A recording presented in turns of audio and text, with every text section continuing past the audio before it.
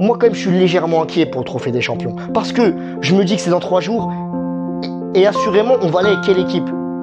Parce que les joueurs potentiellement titulaires, ils m'ont pas emballé ce match-là.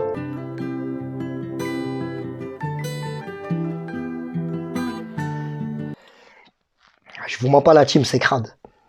Je vous mens pas là, j'ai juste envie d'aller dormir. Là je suis comme un mec qui doit aller en vacances demain et qui a découvert qu'il était à découvert. Pareil, juste envie de dormir. Découvert qu'il était à découvert. Attention, il y a une multi là. Là en fait il faut que je me lance dans le rap, moi j'ai compris. Non franchement, qu'est-ce qu'on peut débrief de positif dans ce match? Entre le match que nous a proposé Paris et les sifflets de Hakimi, il y a quoi de positif dans ce match?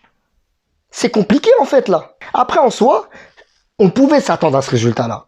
Parce que il y a eu des faits de match, il y a eu un match et il y a eu également un passif. Ce match-là, il ressemble beaucoup au match de Séville. Pourquoi? Parce que Paris, ils ont été dangereux que d'un seul côté. Paris, c'est une équipe de foot, c'est une voiture qui n'a pas d'ABS. Quand ça freine, il n'y a que les 2 roues devant. Derrière, ça patine, ça danse le coup d'euro. Eh ben, c'est pareil. C'est une équipe déséquilibrée. Tu ne peux pas gagner si tu attaques que d'un seul côté, si tu es dangereux que d'un seul côté. Contre Séville, c'est ce qui s'est passé. Contre Séville, la percussion, elle venait d'Hakimi. Hakimi qui était en défense, qui devait monter en attaque pour apporter de la percussion, envoyer un centre et redescendre. À ce niveau-là, c'est plus un humain, c'est un essuie-glace. Lille, à l'image de Séville, ils ont attaqué, ça venait du côté droit, comme du côté gauche, comme du centre. Ça venait avec des actions de Bamba qui percutaient, ça venait avec des combinaisons avec Burak Yılmaz. Tu vois, Burak Yılmaz en pivot, qui remettait. Burak Yılmaz d'ailleurs, il a 38 ans. Il a dû commencer le foot, il était peut-être en Benjamin avec Iniesta. Il met des surfroides à Kerrer, quand il est devant lui. À Diallo. Il a même pas de vitesse. Mais Burak Yılmaz, mais quel chakra, mais quelle énergie. C'est vraiment fort ce qu'il a fait ce match-là, Burak Yılmaz. Gros respect à Burak Yılmaz, ce match-là. D'ailleurs, c'est lui qui met la passe décisive. Mais du côté parisien, c'était un match compliqué. C'est un match compliqué parce que déjà, on attaquait que d'un seul côté. Et de deux, il n'y avait pas d'animation offensive au milieu de terrain. Ça reculait beaucoup. On avait un Herrera, certes, qui a multiplié les efforts. Ok. On avait un Diallo, bon, qui a été là défensivement. On avait Mbimbe, par contre, il n'était pas là, Mbimbe. Mbimbe, il a été timide. À l'image de son match de prépa contre Augsbourg, où je reproche un peu d'être timide. Et ben là, il a été timide. Il a joué qu'en arrière. Il a été propre dans ce qu'il a fait. Mais il n'a rien apporté. Il n'a rien apporté. Il a été insipide. Je tire beaucoup sur Kerrer. Et c'est vrai qu'il fait une erreur. Mais quand même, la défense Kerrer, Kimpembe a quand même bien marché ce match-là. Ils ont quand même été solides. D'ailleurs, sur le but déjà qui vient de Mbimbe, les deux sont pas en cause pour moi. C'est une frappe de loin et ça match. Navas a été bon ce match-là. Bon, c'est vrai qu'il peut rien faire sur la frappe. Il a contre-pied, la frappe va vite. C'est un fait. Mais quand même, il sort une parade, mais monumentale. Je peux pas vous mettre les images parce que c'est dur de les récupérer. Comme c'est sur Amazon Prime, faut s'adapter un peu. Mais il fait une très très bonne parade. Après, si je peux parler des tops, pour moi, il y a 2 hommes qui reviennent. Pour moi, d'abord, il y a Kimpembe. Kimpembe, ça a été un top de ce match-là. Kimpembe, il revient de vacances. Il est revenu en début de semaine, il a été cohérent. Il a été solide défensivement. Il s'est même permis parfois de se projeter pour amener cette première passe. Cette passe qui sert de rampe de lancement. Hakimi également. Il y a Hakimi. Hakimi, c'est un top de ce match, Hakimi. Hakimi, il était devant, derrière. Hakimi, c'est un essuie-glace vivant. C'est vraiment bien, c'est vraiment cohérent le match que nous a proposé Hakimi aujourd'hui. Après, je parle d'Hakimi, il faut que je parle du contexte. Et là, franchement, moi, ce qui m'énerve dans les matchs de foot, c'est quand l'emballement politique, médiatique, il prime sur l'emballement sportif. Ben oui, Hakimi, il se fait siffler aujourd'hui. Je sais pas s'il y en a beaucoup qui en parleront pendant leur débrief, mais c'est une honte ce qui s'est passé aujourd'hui. Pourquoi il se fait siffler? Hakimi, il a une prise de position.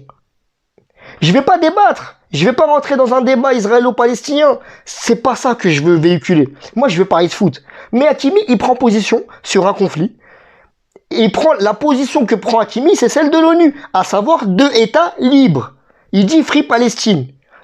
Tu vois ce que je veux dire? C'est une position qui n'impacte pas un État comme un autre. Et il se fait siffler comme ça.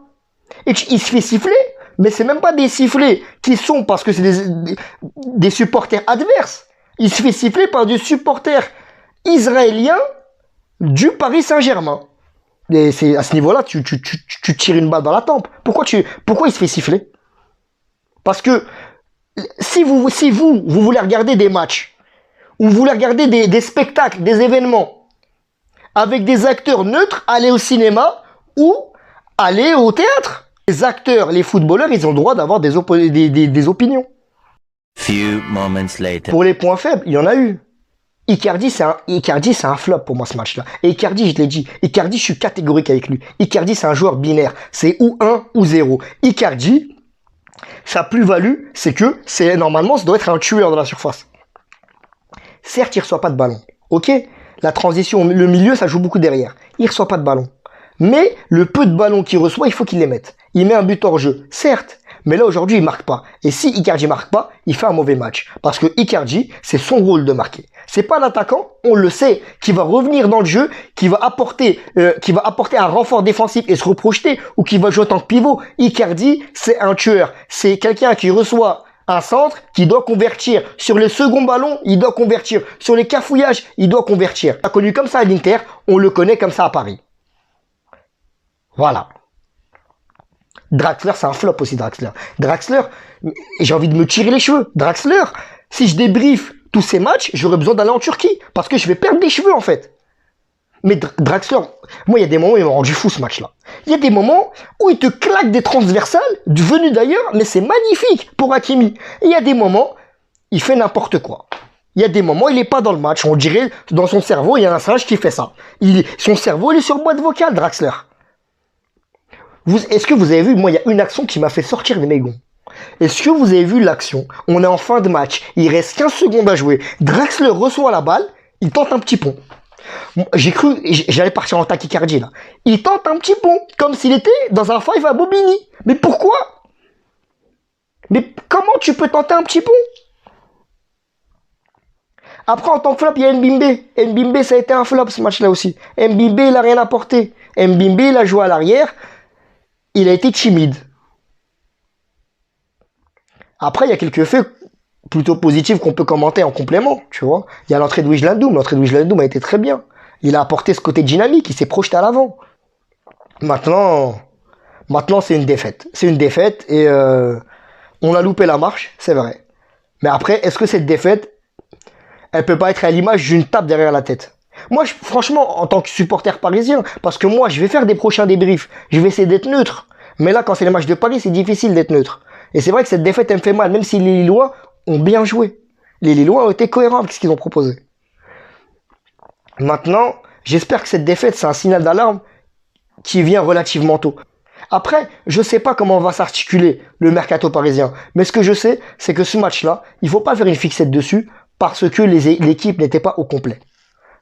Donc moi, Paris, je leur laisse une chance. C'est le début de l'aventure. C'est le début de cette année.